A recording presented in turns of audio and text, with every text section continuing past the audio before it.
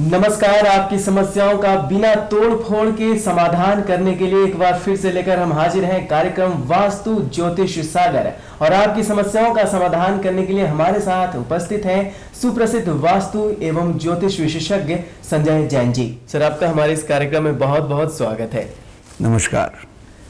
कार्यक्रम को शुरू करने से पहले हम आपको बता दें कि आपके टीवी स्क्रीन पर फ्लैश हो रहे हैं संजय जैन जी के नंबर्स। आप इस पर कांटेक्ट करके अपनी समस्याओं का समाधान प्राप्त कर सकते हैं। और समस्याओं का समाधान तो आपको निरंतर मिलता रहा है। और अगर आपने अभी अपना टीवी ट्यून किया है तो फिर जो नंबर फ्लैश हो रहे हैं उस पर कांटेक्ट कीजिए। आपको बिना तोड़ फोड़ के एक सहज सा उपाय मिलेगा और समस्याएं उड़न-छू हो जाएंगी। तो फिर कॉल कीजिए और अपनी समस्याओं का समाधान प्राप्त कीजिए। आप ही के द्वारा जो मेल्स भेजे गए हैं उसे ले लेते हैं और जानते हैं कि क्या हो सकते हैं उसके सरल से उपाय। हमारे पास जो पहला मेल आया है वो है प्रतिभा सक्सेना जी का है और इन्होंने जो अपनी जन्म तिथि भेजी है वो है 22 अगस्त 1977। जन्म का समय सुबह के 7 बजे का है। भरतपुर राजस्थान से मेल करती हैं। कहती हैं, मैं एक टीचर हूं और मेरा कोर्ट केस चल रहा है। बहुत ज्यादा परेशान है, चिंतित हैं कि क्या ये केस जीत पाएंगी या नहीं।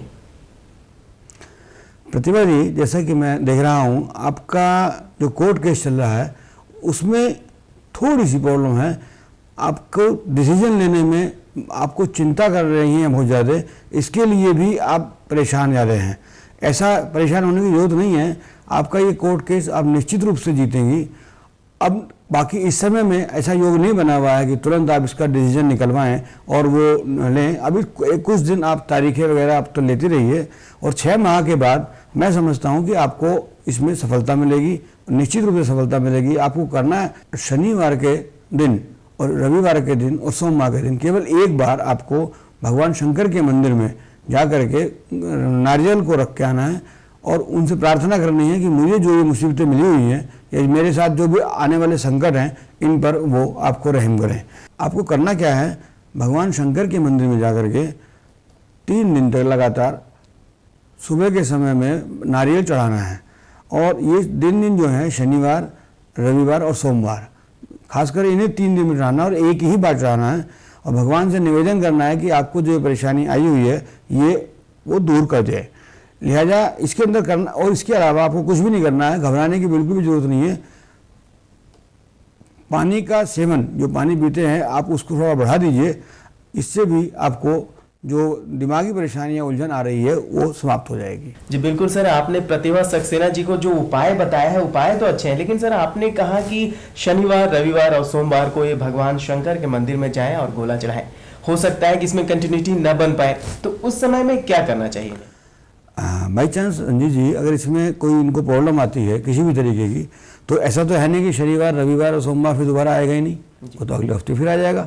अगर बाई चांस कोई इस तरीके की बात दिखाई देती है, जब ब्रेक हो जाता है, तो आपको शनिवार फिर दोबारा जो है उसमें कंटिन्यूटी बना करके 3 दिन ये गोला चढ़ाना पड़ेगा। इससे होता क्या है कि जो हमारे से संबंधित नक्षत्र या जो भी परेशानियां इसमें आए और शनिवार और रविवार, इतवार, सोमवार में, वो शंकर भगवान का विशेष दिन होता है। बहुत से लोग कहते हैं सोमवार का होता है, मैं कहता हूँ शनिवार और रविवार का भी होता है। जब हमने अपनी गोला वहाँ पर चढ़ाएंगे तो एक किस्म से हम अपने दिमाग के अंदर जो अहम है उसको निकाल करके प्रभु के चरणों में रख देंगे। इतना करने मात्र से ही हमारे अंदर की घबराहट, जैसे गोला होता है, गोले के अंदर होता क्या है, पानी। जब आप उसे फोड़ेंगे तो पानी निकलेगा, पानी होता है ठंडा, शीतल।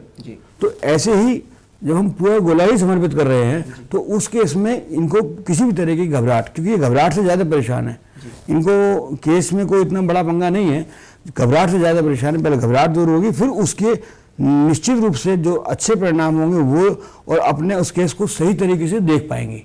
इस केस में हमें करना क्या है, क्या जवाब देना है, क्या नहीं देना है, क्या वकील को समझाना है, तो ये सब चीज़ जब देख पाएंगी तो उससे इनको लाभ होगा। और निश्चित रूप से 6 महीने के अंदर अंदर इनके जो ऊपर जो छोटी मोटी बाधाएं आ रही हैं वो सब समाप्त हो जाएंगी और जीत जाएंगी। आपके पास भी न्यूज़ आएगी, इनकी खुद ही की मेल आएगी कि हाँ मैं ठीक हो गई हूँ। जो भी हमारे दर्शक हैं अगर उन्हें लाभ मिलता है वो जरूर रिप्लाई करते हैं जी। लेकिन सर आपने कहा कि शंकर भगवान के मंदिर में जाएं, अगर इनके इष्ट देव कोई और हो तो वैसी स्थिति में क्या वहां ये जाए तो इनकी समस्याओं का समाधान? बिल्कुल सर, बिल्कुल बिल्कुल आप जा सकते हैं, इसमें ऐसा कोई नहीं है। शंकर भगवान का मंदिर में कोई सक्सेना है, कोई जैन अगर होते तो मैं किसी और मंदिर में भेजता।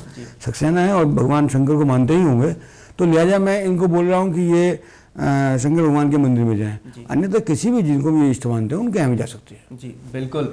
तो प्रतिभा सक्सेना जी, आपने देखा कि क्या करना है आपको, जो उपाय बताए गए हैं उसका पालन कीजिए और जो थोड़ी घबराहट है वो भी आपकी दूर हो जाएगी, बस आपने उपाय करना है। अगला मेल ले लेते हैं। अगला मेल जो आया हमारे पास वो प्रशांत जैन जी का है और घरसाना राजस्थान से मेल करते हैं। जन्म तिथि जो इन्होंने भेजी है वो है 25 मई 1986 और जन्म का समय सुबह के 8 बजे। जॉब से परेशान है और शादी के लिए भी चिंतित हैं। कहते हैं कब तक जॉब लगेगी और कब शादी हो सकती? मतलब ये इनकी जो जॉब है वो जल्दी लगेगी, उसमें बहुत ज़्यादा घबराने की बात नहीं है। जी।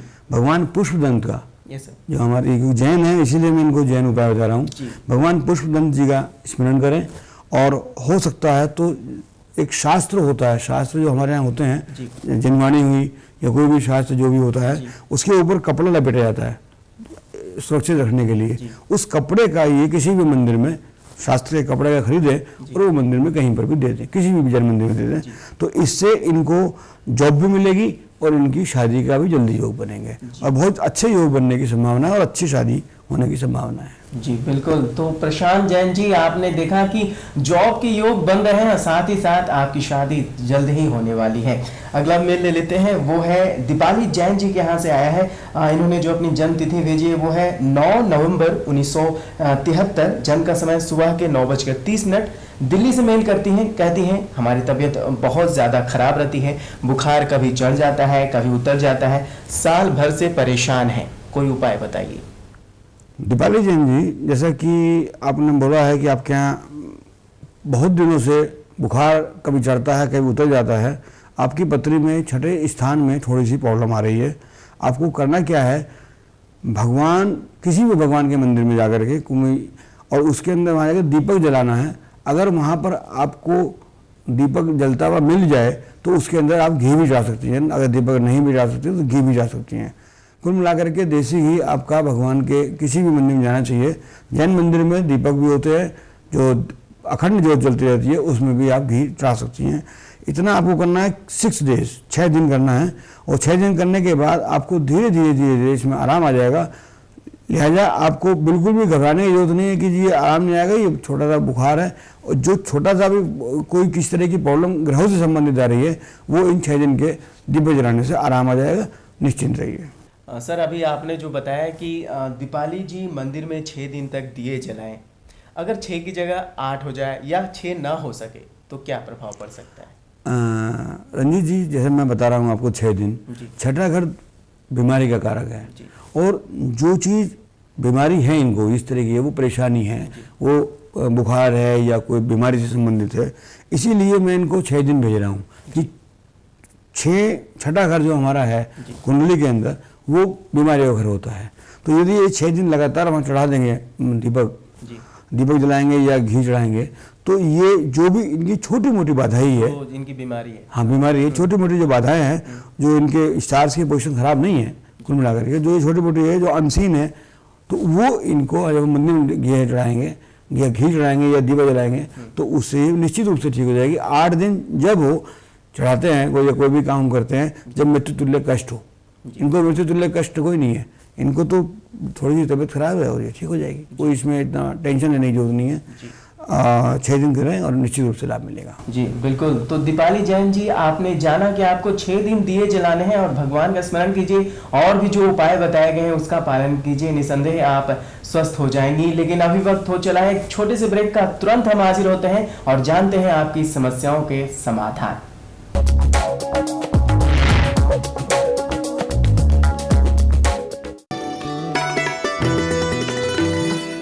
सभी प्रकार के आर्टिफिशियल ज्वेलर्स के निर्माता एवं विक्रेता Raj artificial jewellers Meerut. Corporate enquiry के लिए संपर्क करें सौरभ जैन 0935807551 0931913080।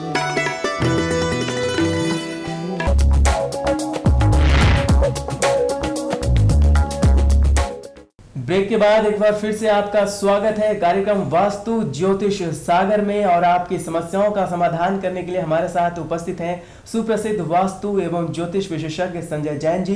कार्यक्रम को आगे बढ़ाने से पहले हम आपको बता दें कि आपके टीवी स्क्रीन पर फ्लैश हो रहे हैं संजय जैन जी के नंबर्स। आप इन पर कांटेक्ट करके अपनी समस्याओं का समाधान प्राप्त कर सकते हैं। आइए आप ही के द्वारा जो मेल्स भेजे गए हैं उनका जान लेते हैं कि क्या हो सकता है समाधान। सर, हमारे पास जो अगला मेल आया है वो जितेंद्र शर्मा जी का आया है और इन्होंने जो अपनी जन्म तिथि भेजी है वो है 11 नवंबर 1984। बुलंदशहर से मेल करते हैं।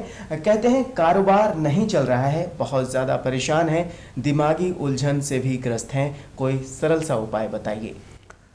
जितेंद्र शर्मा जी, जैसा कि आपने कहा है कारोबार नहीं चल रहा है, मुझे लगता है मात्र 20-25 दिन से आपका कारोबार नहीं चल रहा होगा। इतनी जल्दी आप निराश मत होइए, क्योंकि आपके कुंडली में चंद्रमा थोड़ा सा ज़्यादा वीक है। तो लिहाजा ऐसी कंडीशन में अगर 10 दिन भी आपका काम नहीं चलता तो आदमी निराश बहुत जल्दी होता है। कोशिश कीजिए कि अभी बहुत जल्दी निराश मत होइए।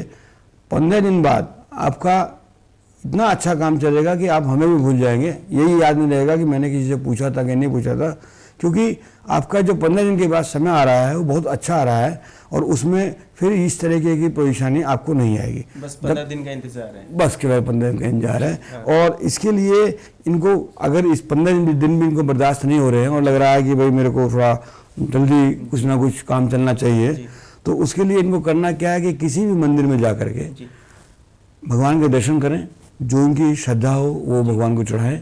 उसके बाद वहाँ के जो पानी है, वहीं पे कोई पानी मिलता हो तो पानी, नल में से पानी लें और उसका सेवन करके आ जाएं।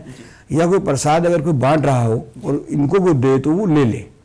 कई बार क्या होता है कि हम लोग मंदिर जाते हैं, हम मंदिर में जाकर के प्रसाद चढ़ाते तो हैं, लोगों को बांटते भी हैं, बाकी कोई हमें अगर देता है तो हम सोचते हैं कि नहीं मना करता, मेरे पास प्रसाद है मैं लेना नहीं चाहता।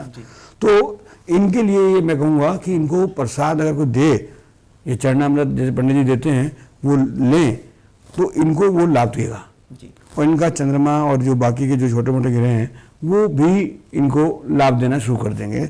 और जो इनकी सोच है कि ये बड़ा भयंकर मंदा आ गया है, पता नहीं मेरा कारोबार चलेगा, डिप्रेशन में आने को तैयार हो रहे हैं, इस तरीके की बात ये ना सोचें और इनमें मतलब पॉजिटिव सोचें। मैं बार बार हमेशा अपने प्रोग्राम में बताता हूँ कि लोगों को पॉजिटिव ज़्यादा सोचना चाहिए। जी, सकारात्मक विचार जब तक हो तो फायदा ही होता है। और उसमें थोड़ा सा जो अड़चने आ रही हैं ये आपको हम बता ही देते हैं जी, इसको आप कीजिए, निश्चित रूप से लाभ होगा।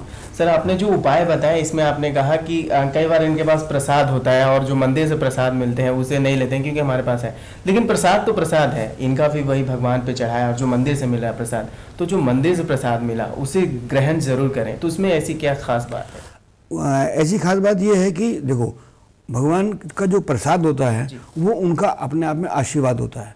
अभी मैंने एक जगह देखा कि किसी पंडित जी ने किसी व्यक्ति ने किसी को भगवान कृष्ण को फूल चढ़ाए। वो फूल, उसका जो कायदा है उसे कहना चाहिए कि पंडित जी ये फूल आप भगवान के चरणों में अर्पित कर दीजिए। अब आगे फूल की किस्मत है कि वो उनके सिर पे पहुँचे, उनके चरणों में पहुँचे या कहाँ जाए। तो आपका जो समर्पण है वो केवल आपका भगवान के चरणों तक ही होता है, इसके आगे का नहीं होता। वो फूल की किस्मत है या आपकी किस्मत है, क्या है क्या नहीं। ऐसे ही जो फल या कोई भी प्रसाद आपको मिल रहा है ये भगवान का दिया हुआ